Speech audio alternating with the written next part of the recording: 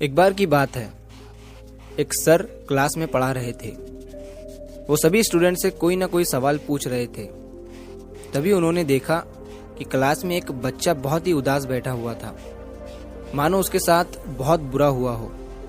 Sir ने भी उस बच्चे को कुछ नहीं पूछा और ना ही कुछ कहा, लेकिन 4-5 दिन तक ऐसा ही चलता रहा।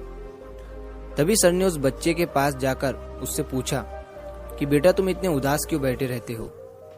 दूसरे बच्चों की तरह तुम एंजॉय नहीं करते और किसी भी सवाल का जवाब नहीं देते हो।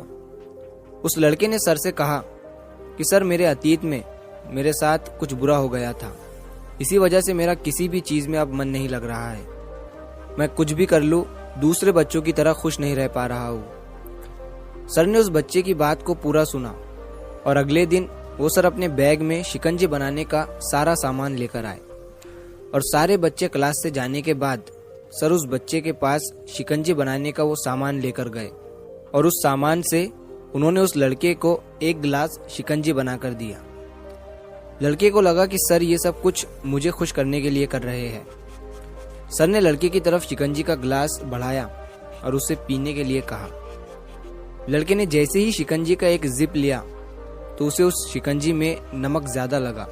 उसने सर से कहा कि सर, इस शिकंजी में नमक ज्यादा हो गया है।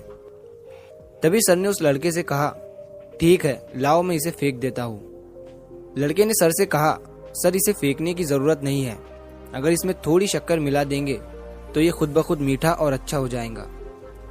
तभी सर ने उस लड़के की तरफ मुस्कुराते हुए देखा और कहा, यही सेम चीज मैं तुम्हें आज इस शिकंजी के जरिए समझाने आया था। हमारी जिंदगी भी बिल्कुल इस शिकंजी की तरह है और हमारे पास्ट में जो बुरी और दुखद चीजें हमारे साथ हुई है वो उस शिकंजी में मिले नमक की तरह है। जब हमारे पास्ट में कुछ बहुत बुरा हुआ हो जिसकी वजह से हमारी जिंदगी बिल्कुल कड़वी हो जाती है, तब हमें उसमें कुछ अच्छे पल ऐड करने की जरूरत होती है।